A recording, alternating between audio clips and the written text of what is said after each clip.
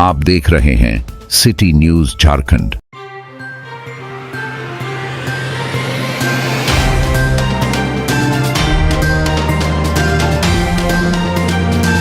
नमस्कार, city news में आप तमाम दर्शकों का स्वागत है। खास मुद्दों को लेकर मैं हूं विकास सिन्हा और आप देख रहे हैं सिटी न्यूज झारखंड। आज का खास मुद्दा है सड़क की बदहाल स्थिति। जी हां, हम बात कर रहे हैं चैनपुर मुख्य सड़क की, जहां पर आए दिन घटनाएं घट रही है। वैसे तो लगातार हो रही बारिश ने इस सड़क को गड्ढों में तब्दील कर दिया है, लेकिन जब बारिश रुकती भी है तब भी लोगों को जाना दूभर हो गया है। इस सड़क से गुजरना एक तरह से कह सकते हैं कि एक चुनौती है लोगों के लिए। सड़क पर गड्ढे जहां तहां बन जाने से गाड़ियों का परिचालन करने वाले लोगों को भी परेशानी हो रही है। आम लोगों को चलना दूभर हो गया है। इस सड़क को लेकर बहुत सारी राजनीति हुई, बहुत सारे ने तो चुनौती भी दे दी कि सड़क बन भी जाएगा। लेकिन इस मुद्दे पर जब हमने विधायक आलोक चौरसिया से बातचीत की तो उन्होंने कहा कि इस सड़क का कार्य जल्द ही पूरा कर लिया जाएगा। विधायक वो हैं, वो काम करेंगे। चूंकि उनको क्षेत्र की जनता ने चुना है तो जिस विश्वास से चुना उस विश्वास पर वो खरा उतरेंगे। सवाल है कि सड़क की मरम्मती होनी चाहिए। सड़क की बदहाल स्थिति है, सड़क पर आए दिन दुर्घटना घट रही है और लगातार उस पर कई रील भी लोग बना दिए। नींद तो टूटी जिला विधायक की, लेकिन विधायक ने कहा कि लोग हमें कोस रहे थे, लेकिन कोसने से नहीं, जबकि सड़क का जो काम है वो सिलसिलेवार ढंग से होगा। और भाई सही बात है, कोई भी सड़क चूँकि मुख्य सड़क है तो इतना जल्दी उसका टेंडर नहीं होता है, उसका जल्दी बनने की बातें नहीं होती है। लेकिन कभी कभी प्राथमिकता के तौर पर भी सड़क को बनाया जाना चाहिए। जो प्राथमिकता होनी चाहिए सड़क में, उसमें होनी चाहिए वो सड़क। क्योंकि उस सड़क की स्थिति, वो सड़क सिर्फ डाल्टनगंज से चैनपुर को नहीं जोड़ती है, बल्कि छत्तीसगढ़ को भी जोड़ती है।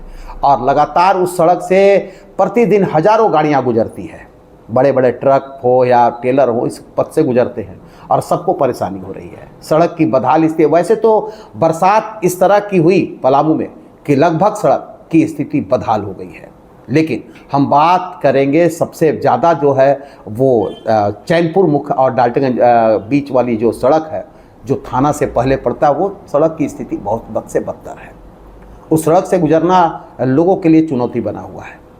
वैसे तो आप अगर सफ़र करेंगे, रेड़मा में भी कई सड़कें जो है टूट गई हैं और सड़क जो है गड्ढे में तब्दील हो गए। अगर बात हम यहाँ से भी करें गायत्री मंदिर रोड सुधना की भी, तो उसकी भी हाल से बदतर हो गई है। यानी सड़क, ये जो बरसात ने सड़क की हाल बदहाल कर दिया है। हर जगह सड़क गड्ढों में तब्दील हो चुकी है। जिला प्रशासन को इस ओर में ज़रूर ध्यान देना चाहिए।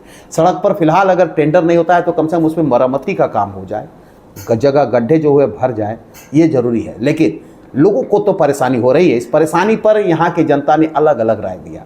कई लोगों ने कहा कि इस परेशानी से तो हर दिन उन्हें झेलना पड़ रहा है।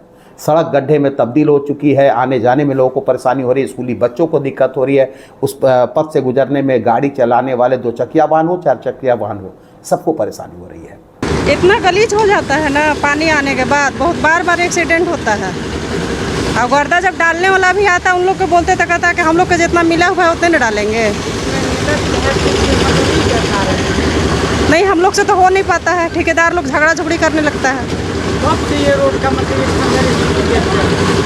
जब से बारिश का समय आया है तब से हो ही रहा है। जब बारिश होता है तब हाँ, पानी जमा ये सब मतलब परिस्थिति होते ही रहता है। तो बहुत मतलब गहरा दिखा जा रहा है, इससे बहुत गाड़ी एक्सीडेंट भी होता होगा। बहुत होता है।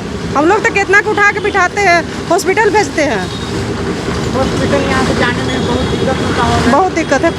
कोई टेम्पू ला के बिठा के भेजते हैं। कचड़वा से आने में बहुत स्कूल कहाँ पे है आपका? स्कूल यहाँ श्रीराम पथ, और आने में दिक्कत हो रहा था। अभी रोड टूट गया था। कितना दिन पहले ये रोड टूटा था? टूटा हो गया, इसका आधा 1 महीना हो गया होगा। 1 महीना मतलब हो गया ना? हाँ, हो गया। आने जाने में दिक्कत होता है, बहुत दिक्कत होता होगा आप लोग क्या? हाँ, यहाँ पे आसपास के जो लोग हैं ना, उनको भी दिक्कत होता है। घूम के जाना पड़ता है। रास्ता है उधर से, लेकिन इधर से ज़्यादा शॉर्ट पड़ता है। इधर से शॉर्ट पड़ता है। हाँ, ये पुल के कारण ही हम बहुत स्कूल क्या मतलब बच्चा छोटा नहीं, हम लोग ही नहीं, बहुत सारा बच्चा लोग को भी दिक्कत होता है। बहुत सारा बड़ा आदमी लोग को भी दिक्कत होता है। बहुत सारे लोग बहुत बच्चा लोग यहाँ स्कूल आने जाने से भी ये छूट गया होगा पैदल आने के चलते। जी। गाड़ी का आवागमन नहीं होगा तब? नहीं, गाड़ी तो पार नहीं हो पाता है। पहले छोटी वैन आती होगी। हाँ, वैन ही सब आता है। वैन आता है, फिर कार उर आता है, इधर से पार हो जाता था। मतलब रोड अच्छा था।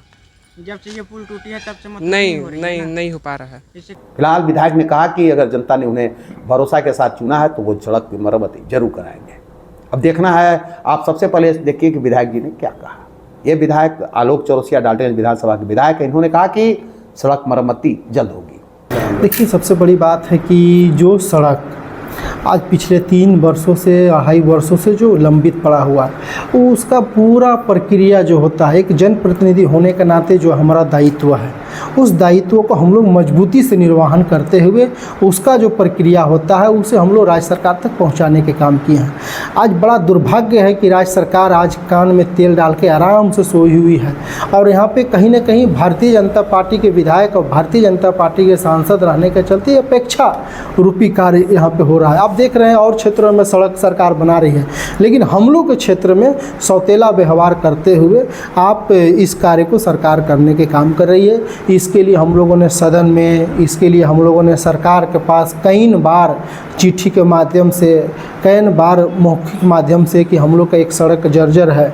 इससे पहले जो हेमंत जी का पिछले सरकार था उसमें भी हम लोगों ने रखने के काम किया, लेकिन हम कह सकते हैं कि आज कहीं न कहीं ये सड़क बहुत बड़े राजनीति का केंद्र बन गया है। जिसको मन है वो जाके अपना चमकाने लगता है, लेकिन हम लोग का पूरा विश्वास है कि बहुत जल्द इस सड़क को हम लोग बनाने के काम करेंगे। हम यहाँ के जनप्रतिनिधि, हम नहीं बनाएंगे तो कौन बनाएगा?